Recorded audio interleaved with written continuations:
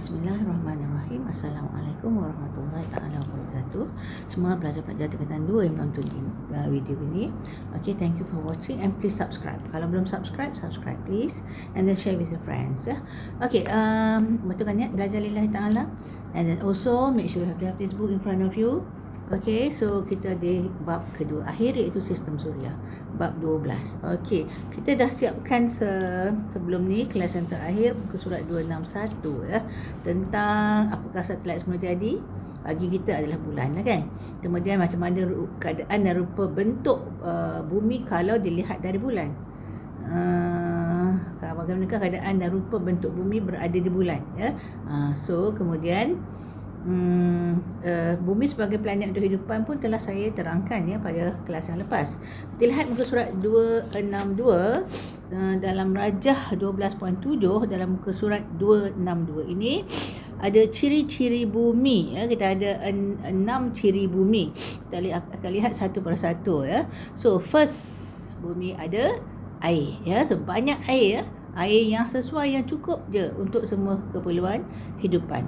Cuma ada tempat yang Allah bagi banyak, ada tempat yang kurang, ada tempat yang sederhana.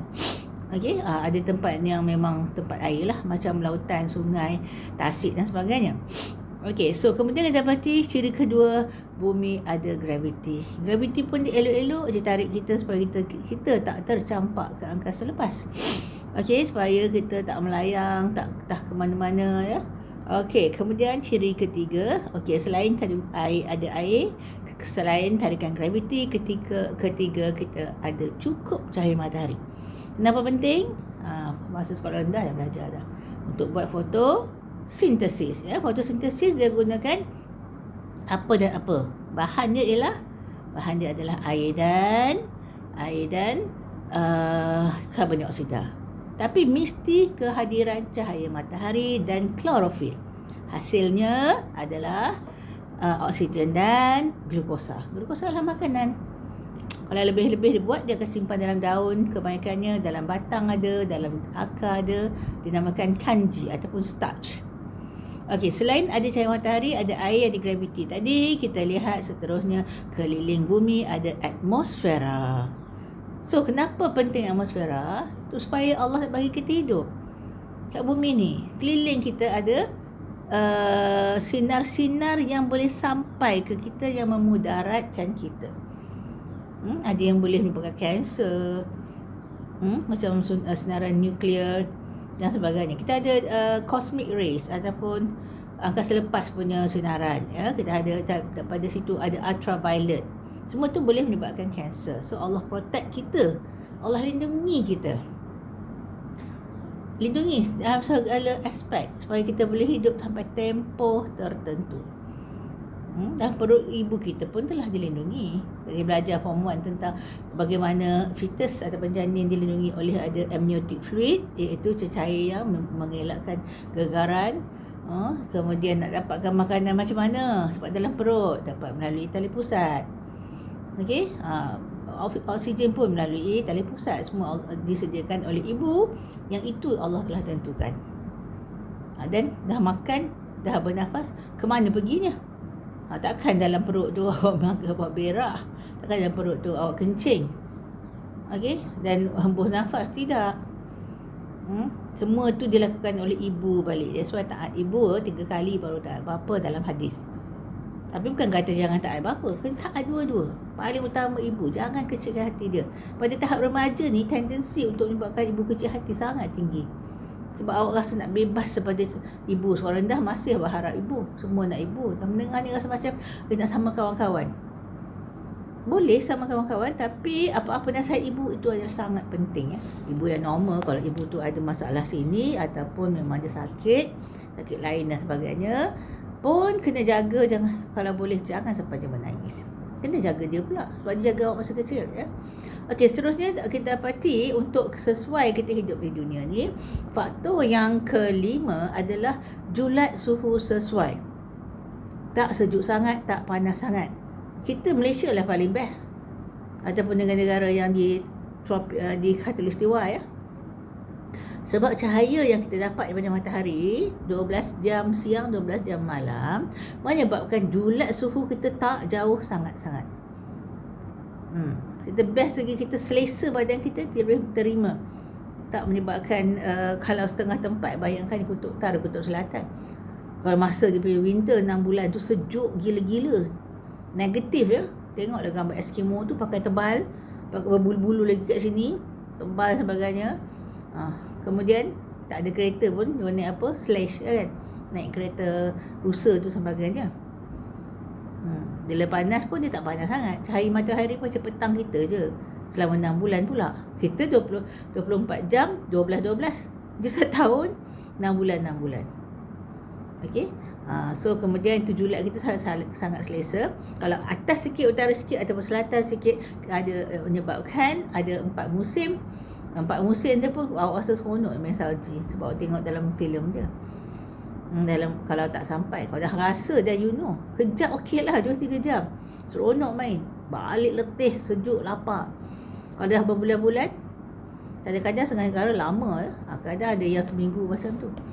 Sampai sejuk sangat, sampai apa? Sampai air dalam toilet bowl tu beku. Awak nak buang macam mana? Air dalam pipe beku. Awak nak bapak buka macam mana? Masalah ya.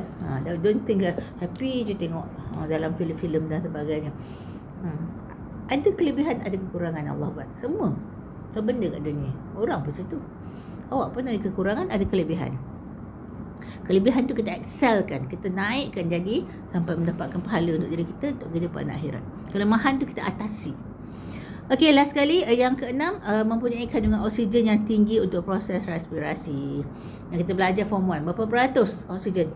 21% kat yang normal, yang purata. Tempat banyak pokok, banyak oksigen. Sebab pokok buat fotosintesis, ambil karbon dioksida, bagi kita oksigen. Kita saling memerlukan ya. Okey, tempat perindustrian, banyak pembakaran, banyak karbon dioksida. Okey, tapi keseluruhan di dunia ni adalah seimbang. Allah buat sesuai untuk kita, sesuai untuk haiwan, sesuai untuk tumbuh-tumbuhan. Elok-elok aja Allah sediakan.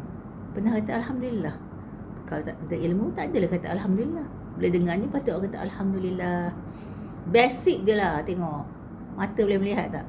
Boleh kan? Alhamdulillah. Hidung boleh bernafas tak? Hidup lagi tak hari ni? Alhamdulillah. Semua-semua tu. Boleh makan, boleh apa semua. Alhamdulillah. Kan? Ada rezeki untuk makan. Okey? Dan paling besar nikmat adalah Islam tu sendiri. Jangan pandang, alah susah dia orang Islam ni. Tak kena solat, tak kena tak boleh buat tu, tak boleh buat ni. Bila awak memahami dan awak ikut betul-betul, then you feel that Islam is the best. Agama lain semua merapu. That's why yang daripada kisah dia Gaza sekarang ni yang dibantai oleh kaum laknatullah tu, cuba tengok makin ramai orang masuk Islam seluruh dunia. Betapa mereka sangat pasrah, sabar, redha ketentuan Allah, terima takdir dia. Mereka sanggup mengorbankan nyawa, sebab itulah sebaik-baik kematian.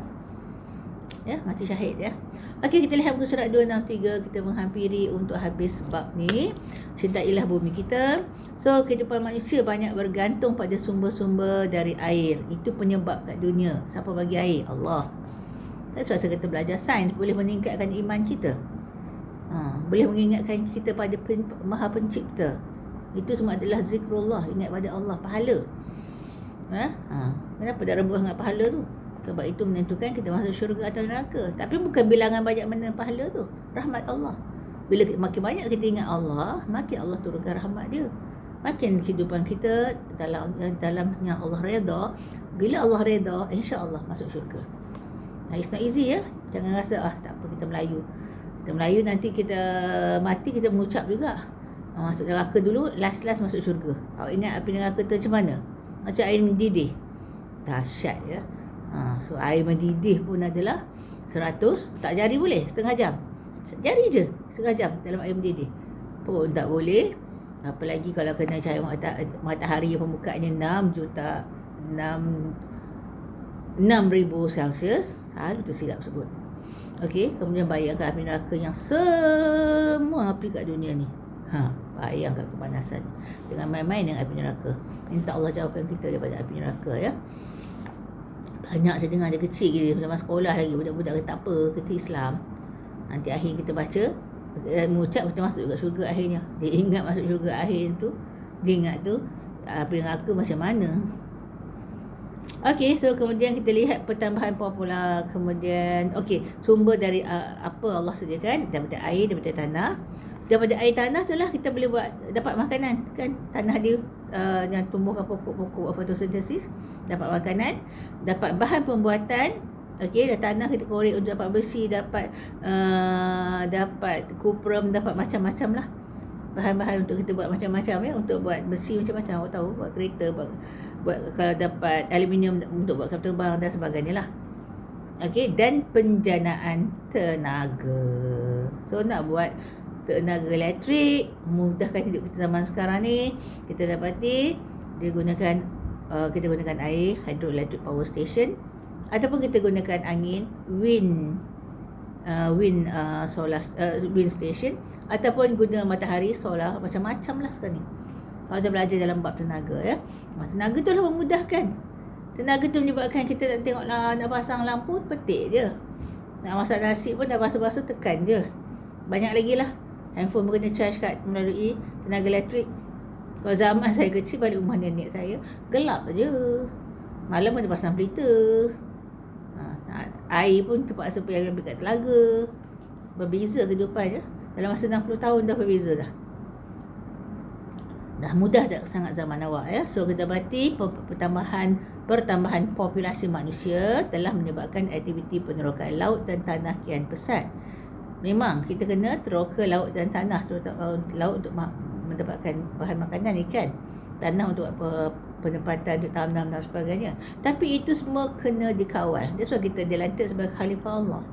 Kawal supaya tak melebihi, tak tamak sangat. Sampai pun tamak gila. Dah kaya sangat-sangat pun nak lagi tebang balak kat pokok-pokok dekat bukit-bukit, dekat hutan-hutan tu. Tak cukup-cukup. Itu memang dalam hadis kata, manusia ni kalau diberi 1 lembar emas, nak 2 lembar emas. Bukan orang kafir je, memang orang kafir lah paling teruknya. Tak ada apa nak guide dia, nak bimbing dia. Orang Islam sendiri pun tamak.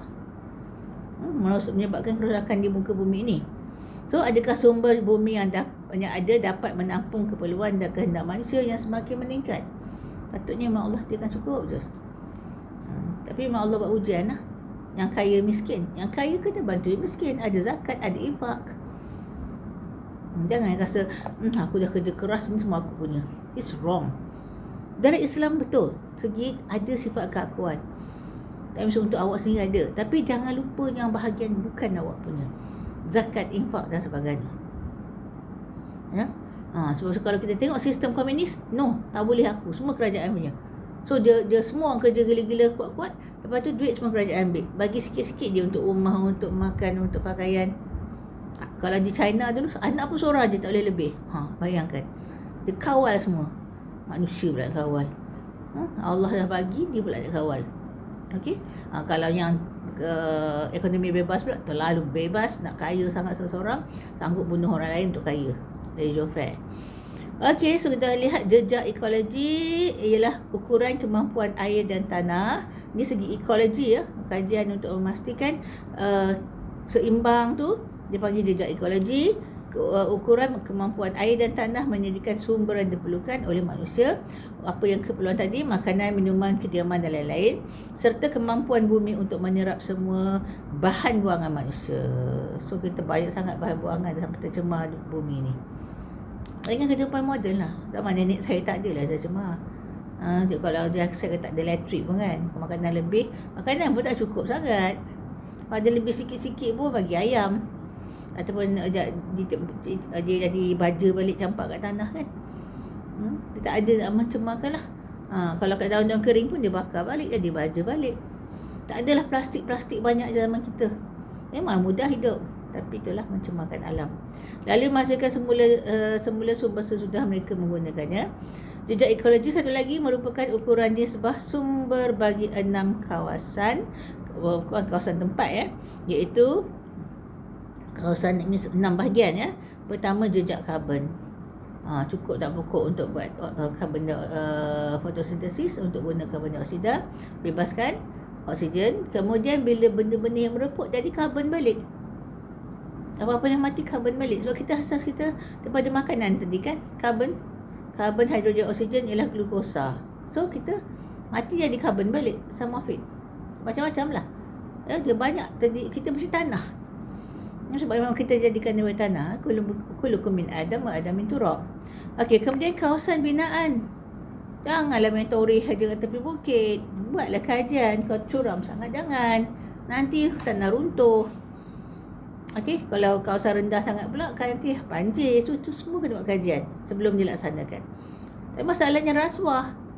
That's the greatest problem. Orang yang ada untuk meluluskan tu nakkan duit lebih, dia benarkan walaupun benda tu bahaya, tu dia dapat duit lebih. Haram. Islam haram. Ingat ya. Sebab generasi saya ni memang kita dapati politik tak stabil sebab rasuah. So zaman awak ni mudah-mudahan dah berubah lah. Kalau semuanya takut takwa pada Allah, takut pada Allah, tak berani ambil duit rasuah. Haram ya. Kau jaga betul-betul apa Islam dah gariskan, insya-Allah selamat hidup dunia akhirat. Okey, kawasan pertanian pun kena di-designated kan, dia kena dihaskan. Sekarang ni banyak di Kedah ya. Kedah untuk padi. Sekarang ni masalah beras tak cukup. Sikit lagi dengan kemarau yang akan datang, dijangkakan akan berlaku, lagi tak cukup makanan. Kita terpaksa import padi. Negara lain bila tak cukup, dia tak nak jual. Dia sendiri pun selek-elok ataupun tak cukup, tak naklah jual. Macam mana kita? Adakah kita bersedia untuk mendapat masa yang susah nanti, tidak ada padi pun tak cukup? Dan masalah yang tamak lagi, kita dapati di Kedah semua tu, kesian petani-petani tetap miskin. Mereka ditipu oleh kartel. Kartel satu kumpulan yang mendapat keuntungan dengan cara apa? Dia bagi padi yang kerajaan bagi subsidi, konon dia bagi padi yang tak semua boleh tumbuh. Dia ambil baja pun dia pergi tak bagi banyak, dia jual, dia tak boleh jual. Dia ambil keuntungan pada diri dia, racun apa semua. Kemudian dia beli balik padi nasiap pun dengan harga yang sangat rendah ataupun tipu timbangan. Kesian petani ya. Itulah kita perlukan pemimpin yang sangat bertakwa pada Allah, takut pada Allah, yang memerintah untuk kesenangan rakyat, bukan untuk diri sendiri. Okey, peternakan pun kena cukup, ayam apa semua. Baru tak cukup ayam, tak cukup telur. Itu terpaksa import dari luar. What if kalau seluruh dunia ni kemarau, memang dalam hadis kata akhir zaman ni akan kemarau. Kemudian bila kemarau tak cukup haiwan, tumbuhan tak cukup, haiwan terjejas, makin sikit. Macam mana kita? Okey, kemudian kawasan perikanan pun tengok. Kita ni keliling laut kan, bentuk peta kita. Banyaklah daripada Siam, daripada Indonesia, daripada Vietnam. Semua menceroboh ke tempat perairan. Bukan sangat ceroboh tangkap ikan sikit-sikit. Dia guna pukat-pukat yang tak dibenarkan pun setengah tu dekat tepi-tepi pantai. Pukat yang tak benarkan ni, kalau dia ke pantai, habis anak-anak ikan dia kaut. Kalau anak-anak ikan pun mati, nanti ada tak lagi keturunan dia. Tak sebab besar dah kena makan, dah kena kaut. So kita masa depan lah, masa awak nanti ya. Saya dah tua, masa awak kalau panjang umur. Okey, dalam bentuk tapak kaki manusia je, so kita jejak. Kawasan perikanan seperti tapak kaki dalam bentuk tapak kaki manusia. Tu yang kita 6 kawasan tadi. 6 kawasan yang jejak tu kan. Okey, kemudian jika elok ekologi melebihi kemampuan bumi untuk memperoleh sumber. So that means kena improve all the time.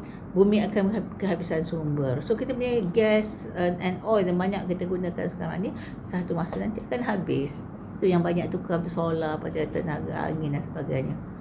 Kalau hujan tu tak masalah, hidro. Kalau angin, kalau tepi pantai boleh lah. Kalau tengah-tengah dekat kawasan yang tak ada angin, macam mana? Kalau ombak boleh lah tepi pantai. Yang tak ada, macam mana?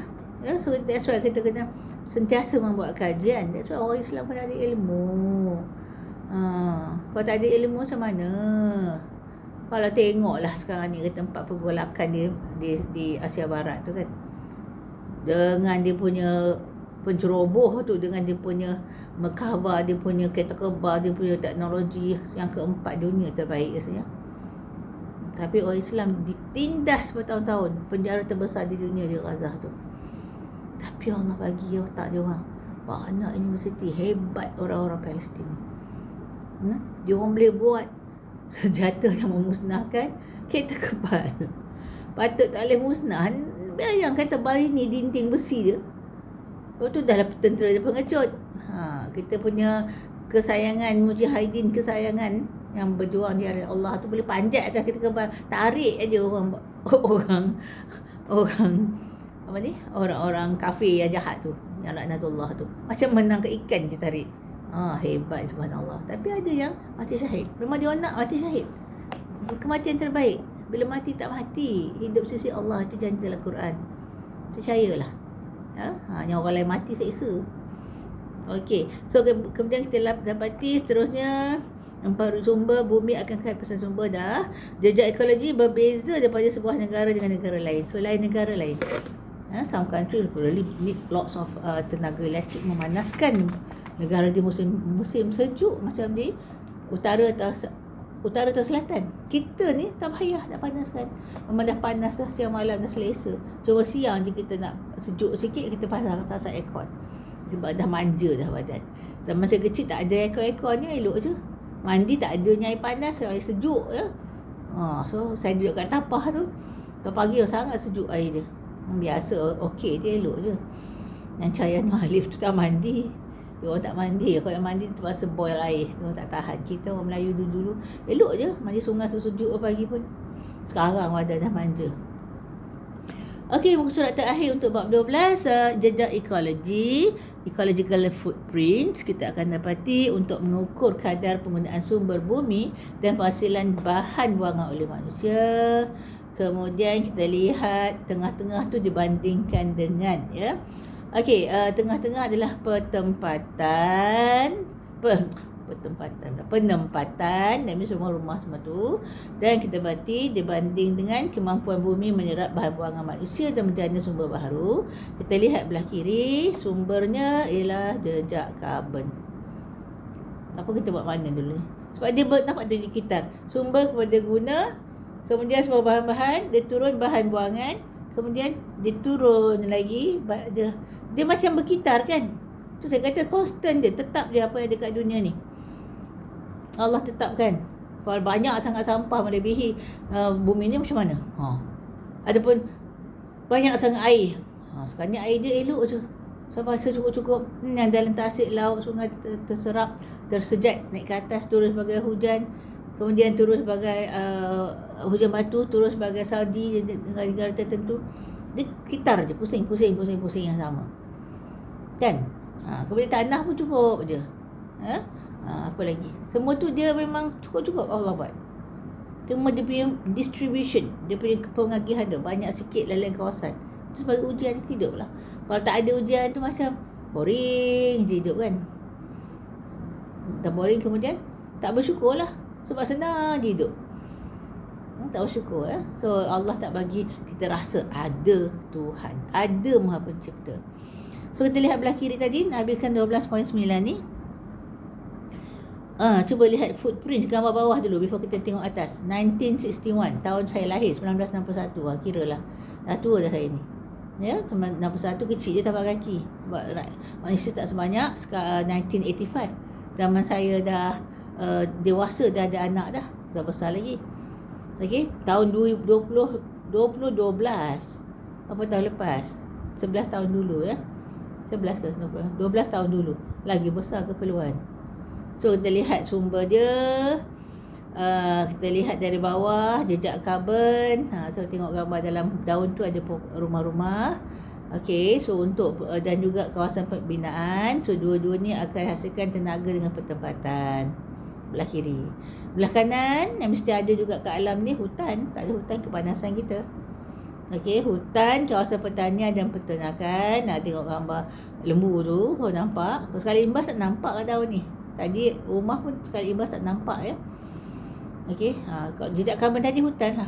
Hutan juga kawasan binaan. Dan jadi tenaga dan pertempatan. Kemudian kat belah kanan kita dapati pada hutan, daun-daun dia dan batang-batang dia buat kayu dan kertas. Okey, kemudian kawasan pertanian dan peternakan, tengok gambar lembu tu dan juga pertanian di belakang tu. Okey, kita nanti makanan dan sumber gantian. Okey, itu kawasan pertanian peternakan. Last kali kawasan perikanan, tengok gambar air. Kemudian ada kapal. Saya tak nampak yang bawah kapal tu. I don't know what that is. Tak apalah, mata saya memang dah tua, tak nampak. Takkan spek pun buat power tinggi, buat power sesuai pun tak nampak juga.